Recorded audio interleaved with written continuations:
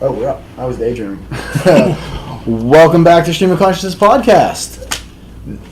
This is Joel Red Rover Cox, and I am Joey. The book was better Stouts. So, Joel, what are we talking about today?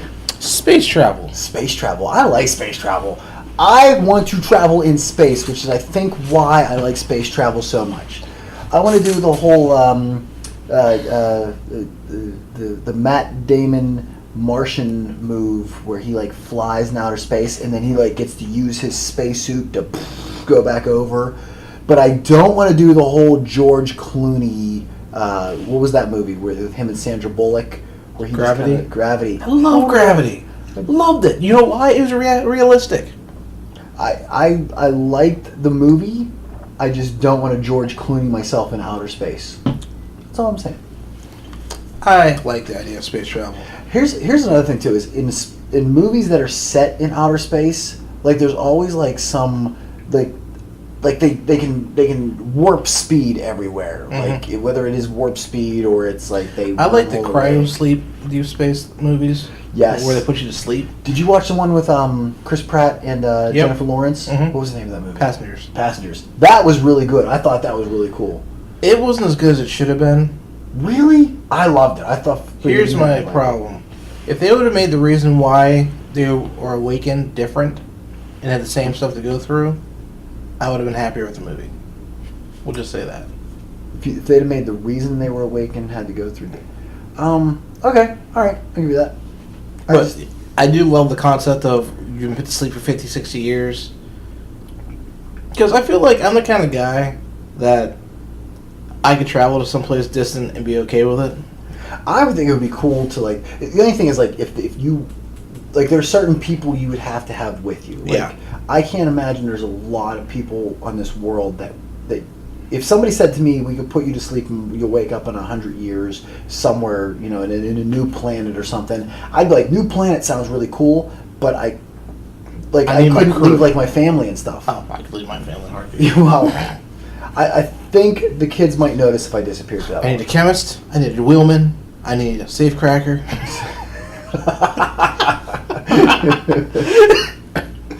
I've thought, you know what's funny is I actually have thought about like how cool it would be if there was like a movie that had like where like guys have to pull off like a bank heist or like some big like job like that, like kind of Ocean's 11 something, but they were just like average guys. Like you have the guy who's like the hacker and he's got to like hack his way into like the building security, and so like the whoever's like, he's going, I need you to get in, I need you to shut down security for this floor, this floor, this floor, this floor, and he's like, dude, I can't do that. Like, that's not a real thing. That just happens in movies. If you want, I can email them and like ask them nicely to turn off their security, but that's about as much. Like, I want to see a movie like that where it's like a little more realistic, where like, you know, like people have just like normal abilities but still have to pull off this amazing heist.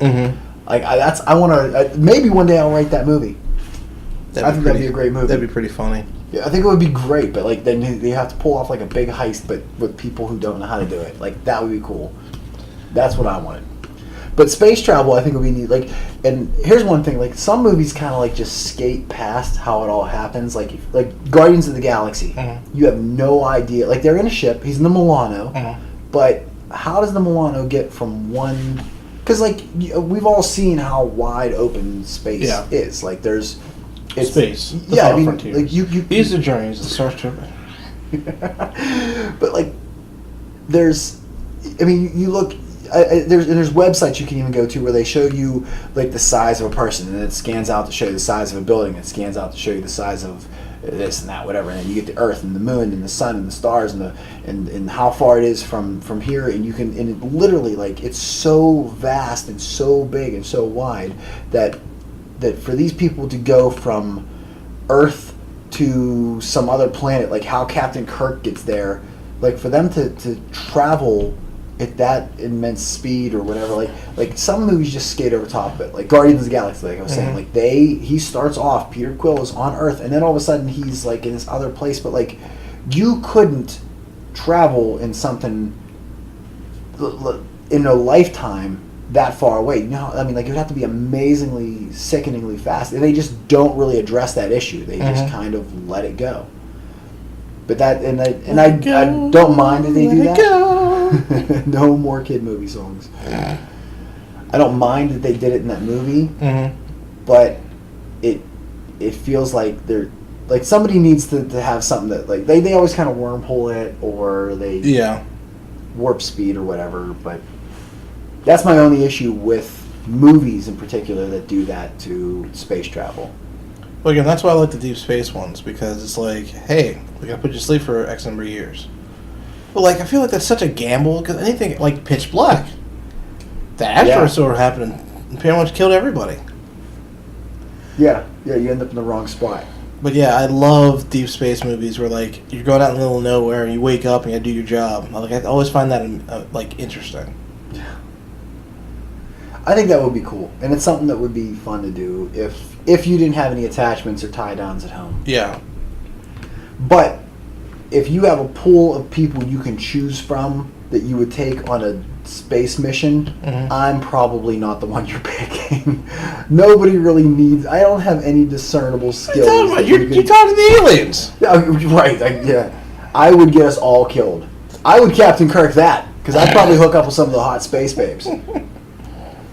But short of that, I'm basically dangerous to have on a space mission. So then I'm going to ask you this question. Go ahead. You have my attention.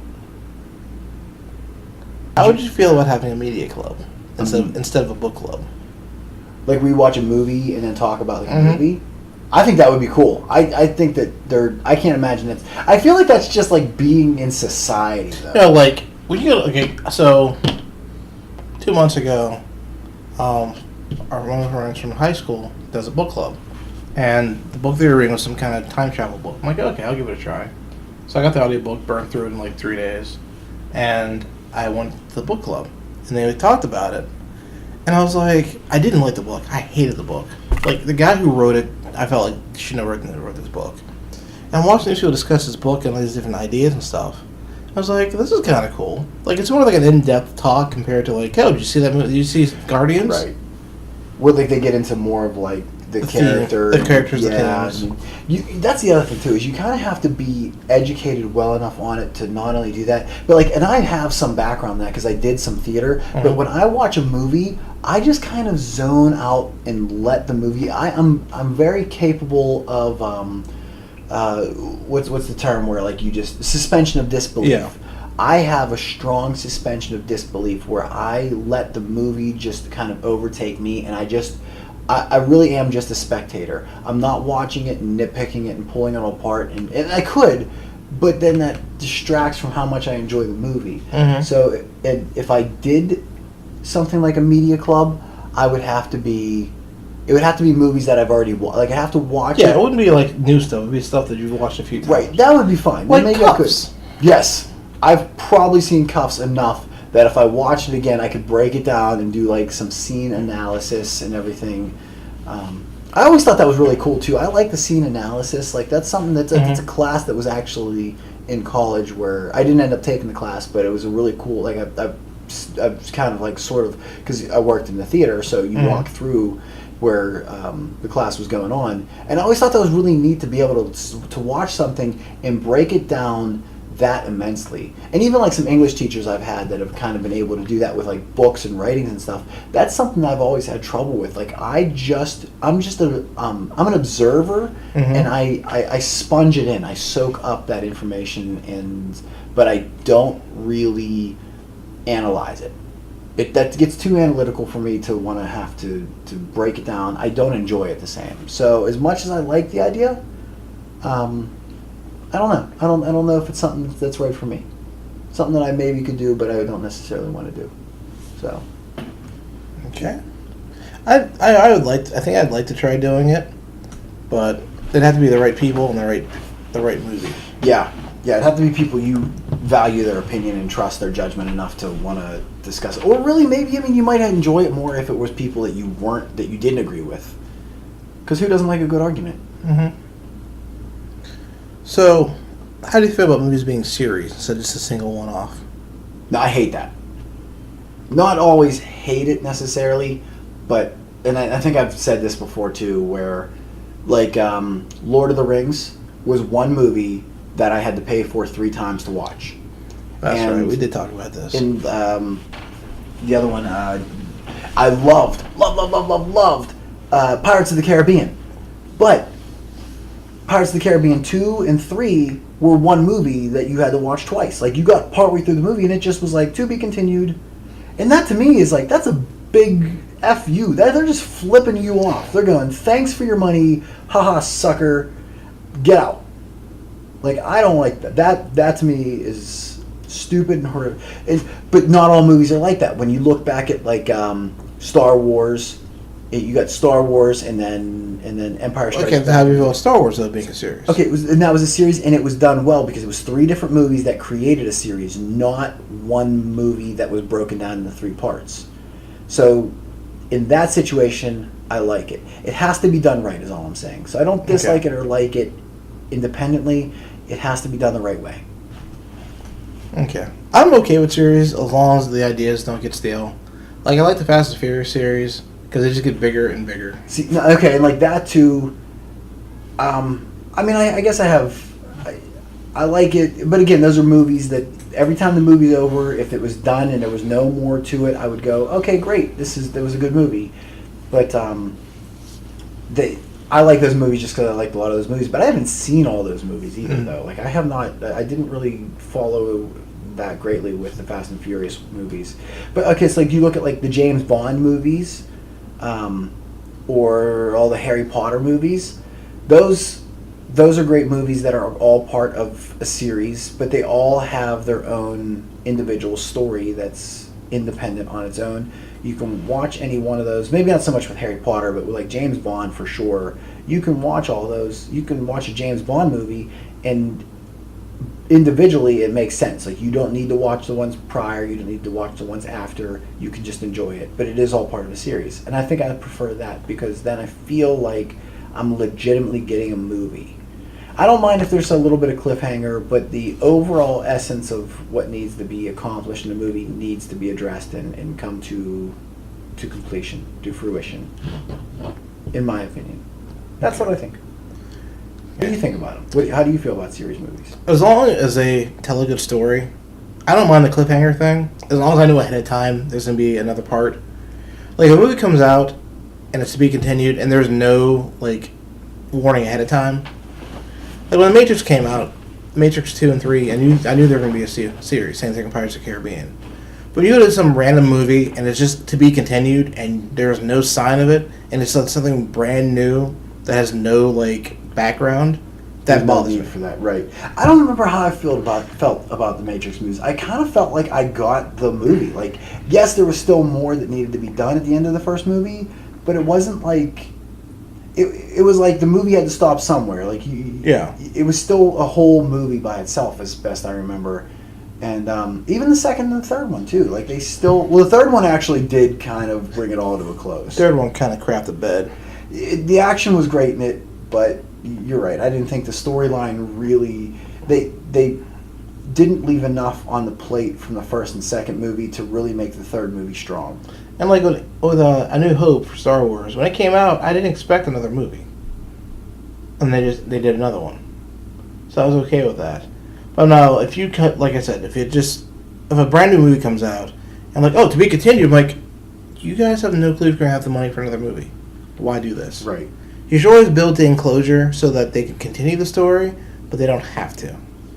I can't think of a single movie that was set to be continued and didn't have a sequel. Buckaroo Banzai.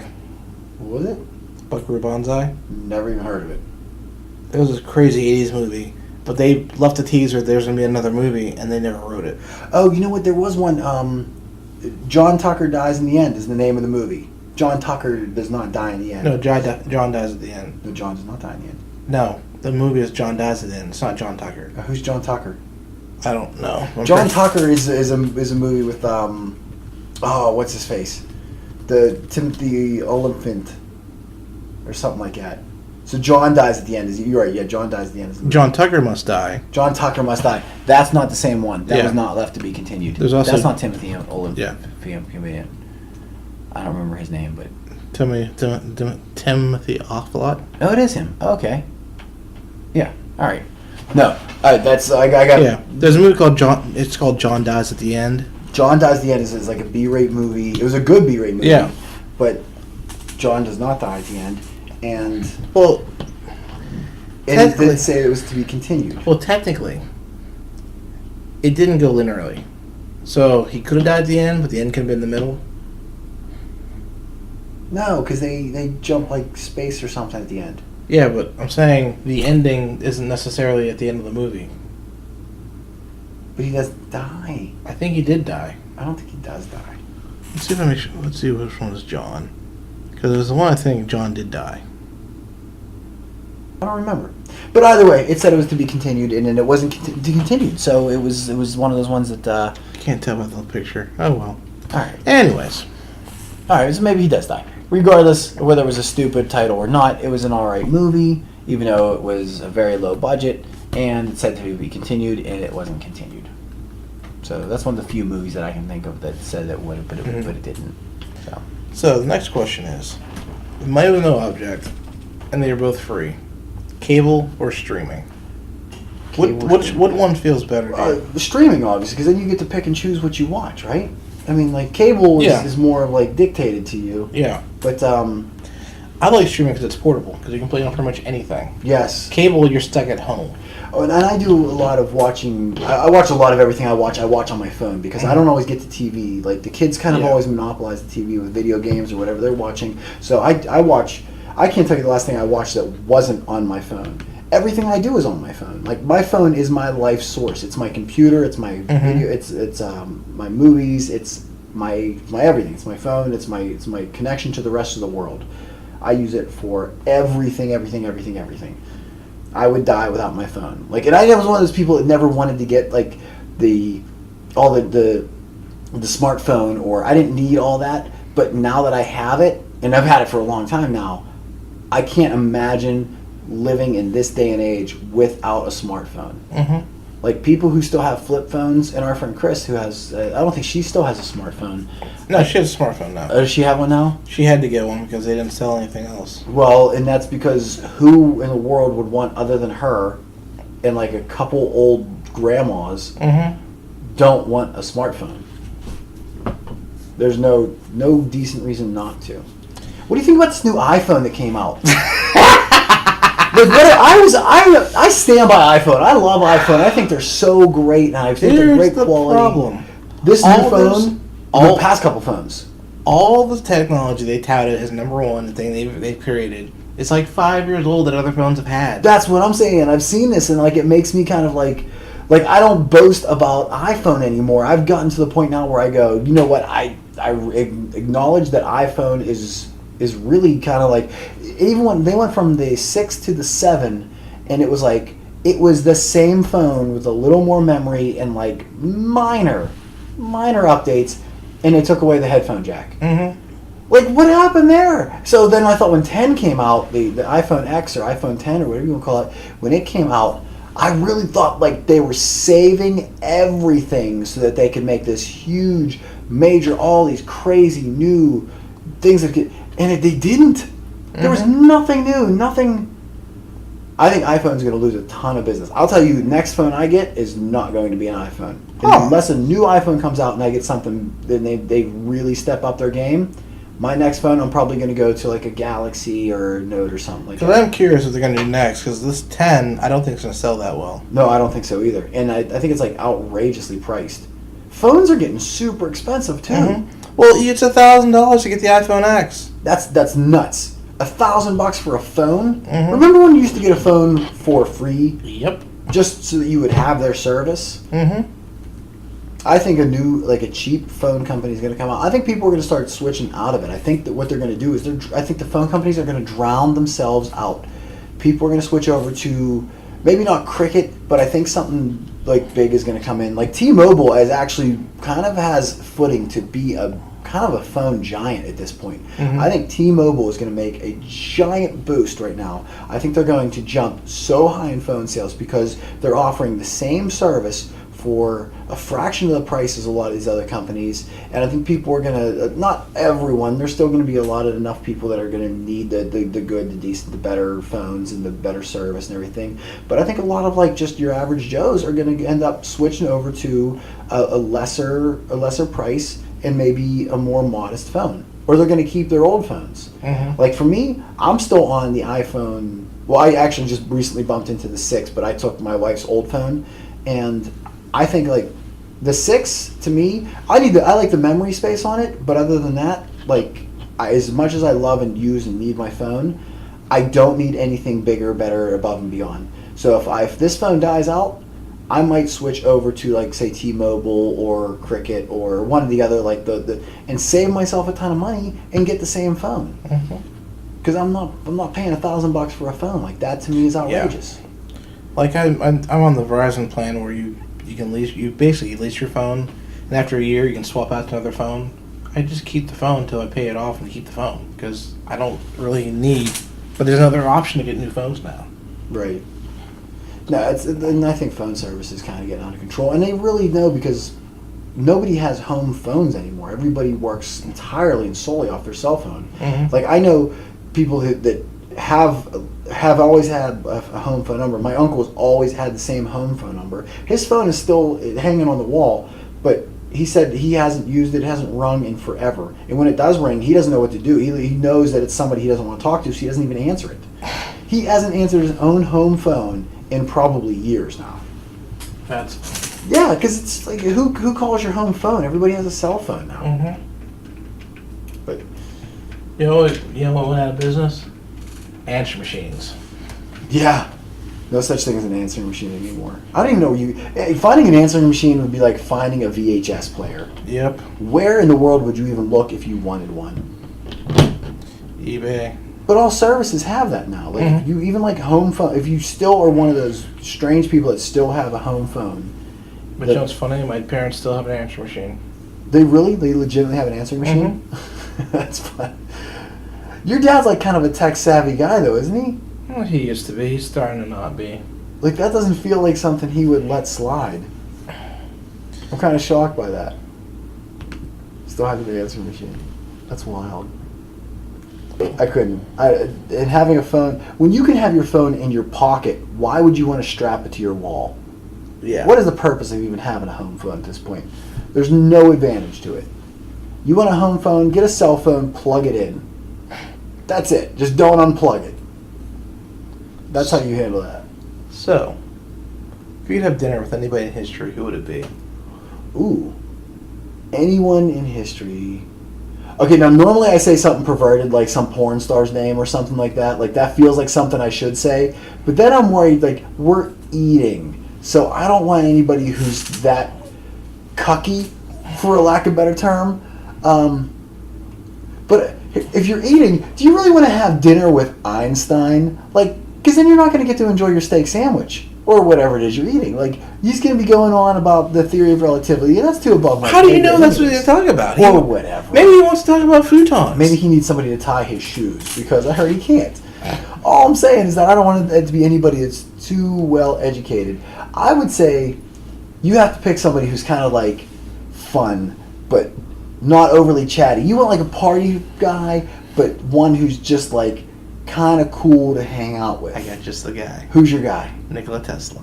Nikola Tesla. Who's Nikola Tesla? Nikola Tesla.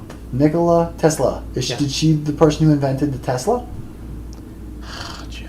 Who is Nikola Tesla? He's the dude who invented alternating current. Don't say that like it's a thing that I was supposed to know. You're friends with me, Joe. You're supposed to know these things. Nikola Tesla. Nikola Tesla. That guy. Oh, all his pictures are black and white, which might be why I don't know who he is. And also the fact that he died about 100 years before I was born. That might also have affected it. I don't know how he died He did in 1943. 1943? I wasn't even thought of that. I don't think my dad was born in 1943. Okay, so my dad might not have been born yet, but that's besides the point. Nikola Tesla. That's the guy you'd want to have dinner with? Because he had ideas that we use now 100 years ago. Okay. Which, and all that's cool and all, but we already have those ideas, so what's Yeah, he really but, going to like, give you? I want to know what else he was thinking. Like, why did he want to build a giant Tesla coil? Alright, fair enough. What was the deal with the pigeons? I want to have dinner with Jackie Chan. Here's why. His English isn't all that great, so he's not going to talk a whole bunch. So we can actually enjoy what we're eating, and then maybe he'll run up a wall and do a backflip. I got dinner and a movie. I got dinner and a show. You know he has a new movie? Jackie Chan does? Like a live action one, or is it? Yeah, live action. Because he's the voice of one of like the Lego people or something. He is? Yeah, he's like the Lego wizard new ninja Lego movie. Yeah, it's called The Foreigner. So, Who else is in it? Pierce Brosnan. Yeah, look, I was gonna say it looked like Pierce Bronson. That's Remington Steele right there. So imagine this. Taken, but your kid's dead. What? Somebody stole this guy's dead kid. No, somebody hit his daughter got killed. They won't tell him why, so he goes to work. Okay. So he goes to find the people that killed his kid. Mm-hmm. Slightly more disturbing, but all right. And then he beats the daylights. And Jackie Chan's in it? Mm-hmm. No, is Jackie Chan the father? Or Yeah, is he's the father. Pierce Brosnan? He's the father. Okay. So Pierce Brosnan's the obviously. Jackie bad Chan guy. can't be a bad guy. It's in his contract. I feel like he was the bad guy in something. One time, I can't remember what it is, but I feel like he was the bad guy in I feel like you're wrong. I might be, but it's somewhere in the back of my brain. Something's rattling around where Jackie Chan was just not the traditional Jackie Chan movie. He's done some pretty bad movies lately, though, too. I'm not going Actually, to disagree with that. It all started with The Tuxedo. The Tuxedo Yeah. was just not a good movie. But your girl's in it. Yes, Jennifer Love Hewitt. I love Jennifer Love Hewitt. But there was The Tuxedo, and there was another one that came out not too much after that was also just like absolute garbage. Jackie Chan's getting old. He's got to be well up there. Oh yeah. He's got to be pushing 70. Okay. He's in that neighborhood. Let's He's see. running out of moves. He can't do the. But he's an crazy old stuff. Asian guy. Of course. He's still. I mean, He'll listen, never run out of moves. He's awesome. He's for like being a Yoda. 70-year-old He's like Yoda. or whatever he is. He's 63. 63. Okay, still he's really impressive for being a 63-year-old, but he's not as talented as he was back when. You bite your tongue. And he's lost a couple steps. I don't believe it. It's time for a new Jackie Chan. How old do you think Jet Li is? Let's see, Jet Li is. I'm gonna say if Jackie Chan is 63, Jet Li's got to be 58. 54. 54. Oh, I'm overguessing everybody. Well, I feel like Asian people always look younger than they are, so I'm adding years on. What about the IP Man? How old's the IP Man? What's his name? Because he's another one. I thought he was way older than he was. He was in a lot of stuff last year too, by the way. Yeah, he was in the Triple X movie. What was the Triple X reunion or Yeah. Donnie rejuvenation? Yen. Donnie Yen. Yeah, he's another one too. I always think he's older than he is. He looked old in the IP Man, but he's not really that old. What year was he born? I got 54. He's 54. He's the same age as Jet Li. Mm-hmm. How about that? Who would win in a fight? Bruce Lee or the IP Man? Bruce Lee. Bruce Lee, I think, would win in any fight ever. No matter who you put Bruce Lee up against, I feel like Bruce Lee is the answer. Yeah. Because he was so quick. Yeah, Bruce Lee versus Superman, and I'm going Bruce Lee every time. Now, who here? And I had this discussion with some guys at work. It was a Bruce Lee versus Jackie Chan, and that's a very difficult thing to say. Jackie Chan would get beat up by Bruce Lee, but Jackie Chan would get beat up by Bruce Lee. Yeah. So, as much as you hate to say that, but here, if you get into a fist fight, Bruce Lee's the winner. Mhm. But if you need somebody to like break into a bank vault, Jackie Chan's your guy. Yeah. That's my thoughts on the issue. That's how I break it down. So Jackie Chan is just a different talent. He's amazing, and he's not. It's not a fight that he's He's a actually great MacGyver fighter. fighting. Yes, he's a great fighter, but he's more so a talented. He's like a gymnast. Is really what he is. Mm-hmm. So if you have to get into a fight, you want Bruce Lee on your side. But if you have to scale a wall and make your way into like a government building, then you go Jackie Chan. Mm-hmm. Totally agree. And the IP Man, he's like second most BA. He's just badass. I think. All right, Jet Li or IP Man, Donnie Yen. Donnie Yen. That's a tough one. Yeah. I gotta say, by a hair, IP Man. Yeah. That's where I feel it goes. That's how I feel too. Yeah. IP Man versus Iron Man. That's not even fair. That's a little fair. All right, Bruce Lee versus Iron Man. More fair, huh? If you really think about it, like, you kind of feel like if you're like Iron Man versus anybody, you go, come on, that's not fair. Iron Man's he's got missiles and lasers and technology. And But then you Jet go, Li might just be faster. That's what I'm saying. It's like Jet Li. You actually go, I think Jet Li might be able to beat up Iron Man. I think Bruce Lee was a mutant before Stan Lee invented them. Bruce Lee is the ultimate mutant. Yes. He's a real life superhero. Was Yes. a real life superhero. He just can't dodge bullets. What, too soon? Is it too soon for that? Are we not allowed to say that now? It's a Lee family curse about dodging bullets. Yeah, no kidding. Did they redo The Crow again? Are they remaking The Crow? I don't care. You know what movie they need to remake? Spawn. I want to see a remake. They're of remaking Spawn. Flatliners. Flatliners? Mm-hmm. Why? So Tara and I watched Flatliners a couple weeks ago. You know how bad Flatliners is? I don't remember being good back then. Like now. I never saw it. Yeah, it wasn't that great. There was they die, they come back to life, and that was pretty much it. I couldn't care less about them remaking Flatliners, but I do want to see them remake. I would like to see. Who would you cast if they remade Spawn? Who would you cast as what's his name? Frank Castle's the Punisher. I think his name's also Castle, but it's not Frank. It's what's his name? Give me a second. Al. That's why I have the internet. It's Al. Is it Al Castle? 1997. It's Al something. Al Simmons. Yes, Al Simmons. Oh, I knew it. I knew I'd get it. So who would you cast? Who I would put in that like who? Taye Diggs. The guy who plays Luke Cage. No, he's already playing Luke Cage. I hate when they do that. Like there's too many. You can have, but he's a different. He's not DC. He's not Marvel. He's Image. All right. Okay, He's a different fine. franchise. I'll give it to you. It wouldn't be my choice. Mario Van Peebles. No, I would not put Mario Van He's a little Peebles. old. No, I think wait a that, second. Who's the guy? Morris Chestnut. Hold on. I think I know who would be a good guy. For okay, and then you gotta cast. I think anybody who plays is his name just Clown? Yeah, Clown / Vindicator. Okay, I think whoever plays that, you just put somebody with a fun voice in a suit, and you can pretty much put anybody in that one. John Leguizamo did a good job on that one, but that was for the time and what it was. What's the name of that movie? I would have somebody in a suit, and I would get like some actor, somebody who does a voice. What's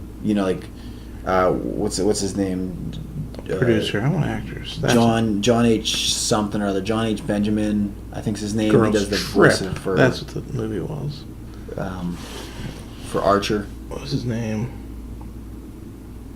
I don't know. Who are we talking about? What's he in? Mike Coulter. Mike Coulter. Oh yeah, okay, yes. I think he'd be great for it. What's he in? Because he's one of the ones I was thinking. I just didn't know his name.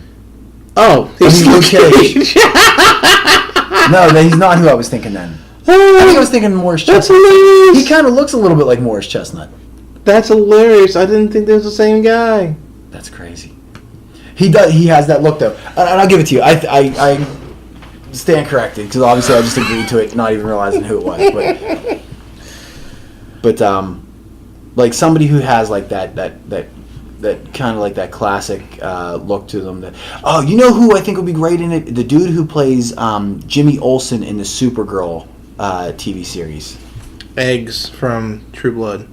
Oh, okay. I gotta watch True Blood because everybody apparently was in that movie or in that show, and I've never seen it. But I think he'd be another great one. Pretty sure this is not gonna work. I wonder if you need somebody who's like, just put in Supergirl and see what it brings up. I tried something stupid and I did not like it. There you go. Oh, that was it. But you need like a classically good-looking dude who also can do action, though. Mechad Brooks. Yeah, him. I could see him doing like that kind of character. Yeah. Because he's not as beefy, he's not as bulky, he's not as intimidating, and even though I almost kind of want the character to be like that until he becomes Spawn. Like I know he's supposed to be this agent and he's supposed to be really, but I don't want him to be someone who you find intimidating. I like an underdog. I like somebody who comes across as less intimidating, but then proves himself kind of thing, and that's why I like that guy. I think that he would be good for that character. Okay. So, what else? What other movie do you want to see remade? Because now they're remaking Blade Runner. No, not remaking. They're sequel. sequeling. Like all these movies from the past. I'd rather a sequel than a remake. I do. Yeah, I agree. I kind of like what they're doing with the new Star Wars movies. How they're bringing in all the old characters, but they've aged them appropriately. I feel like they're making it out like more time has passed. Like the whole what was the most recent Star Wars movie? The Force. Force Awakens. It was almost like people were like, "Were Jedi's real? Like, is that a real?" Like, it wasn't that long. Like, we know. Like, they're in your lifetime. They're not like this. Wasn't centuries ago. Luke Skywalker is still there. Like, he's still alive. Like, it wasn't so long. But they make it out like it's this myth that people don't believe in. There was this legend of the Jedi. other thing is though, in movies, people have such a short attention span. Like Tara's talking about Ghostbusters. Ghostbusters 2 comes out. They get put back in a crazy house because nobody remembers them saving the world like a couple of years earlier. Yeah, and that was just bad writing and corny scripting from the 80s or 90s or whatever that was, late 80s, early 90s. I was talking to somebody else about this too. But like, anytime you've got more than one person in a TV movie, they've got the mob mentality and mob intelligence. Like, you totally forget that yesterday Batman saved your kitten, and now you want to kill Batman because he ran over a squirrel. Well, and that's something, like, Batman's a different situation, because Batman's always kind of supposed to have been hated. Same with, like, Spider-Man. Spider-Man was another one of those characters that was always supposed to have been, like society, even in the comics, they were always torn on whether he was a good guy or a bad guy. And that's where, like, Jonah Jameson came into play on Spider-Man, where he made it out like... He knew exactly what he didn't care whether he was good or bad. He was looking to sell newspapers, so he always made it out like Spider-Man was this horrific person. And I think Batman was always... That's why he was the Dark Knight. Like, he was supposed to be, like, this character that people were like, he's a vigilante, and we're not supposed to like him. And they kind of like really... They showed it pretty well in some of the movies, even though like the new Ben Affleck... I love Ben Affleck, and I thought he was going to be such an awesome Batman, and I swore up and down that he was going to really knock this part out. And Ben Affleck as Batman, not so much him. The movie sucked. I don't blame Affleck. I blame the movie for writing the script. Yeah, I think that kind of sucks that the movie was so bad and there was like flashback scenes that didn't make any sense at all. Like, it was just too confusing with everything that went on with it. But but I think they played up very well that Batman was supposed to be a hated character, and they really kind of threw Superman in on that one too. And I don't really remember Superman ever being like a hated character. He was never hated. He was always loved because he was Superman. Yeah, he was kind of like, he's the Boy Scout, and Batman was the bad boy, and like that's the way they always played it. But I think the movie did a good job with, if nothing else, they did a good job with making the character disliked. So I just didn't like what they did with Superman at the end of the movie. You don't. It just felt wrong. It felt out of place. True comic book fans will say that's a little more true to how the comic book went. But when you make a movie, you have to stick a little more with the classic storyline. You don't want to bring in, because the majority of fans don't know what went on with Superman. Like you gotta placate not just the comic book fans, but your general audience. You gotta sell tickets. You have to placate everybody. Yeah, that's how you sell tickets. That's what makes a movie good. So, what are we looking at time-wise? I do believe. We are at about that time. Yes, we are. So we're going to wrap it up. Thanks for joining us. Make sure you join us here next week on streamofconsciousnesspodcast.com and Facebook and Twitter and YouTube and etc. Take your pets for walks and clean their litter and do all that other good stuff for them. All right.